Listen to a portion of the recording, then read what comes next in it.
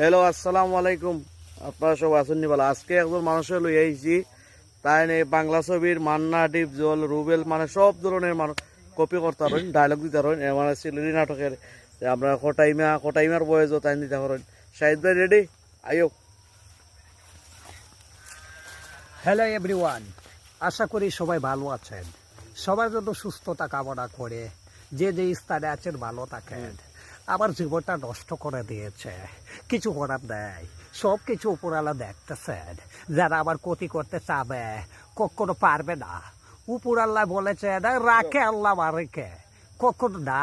Good bye, সবাই ভালো থাকবেন। আর অবশ্যই আমি কার ডায়লগ দিয়েছি আপনারা কমেন্টে মন্তব্য করবেন। এটাই, কি আর বলবো।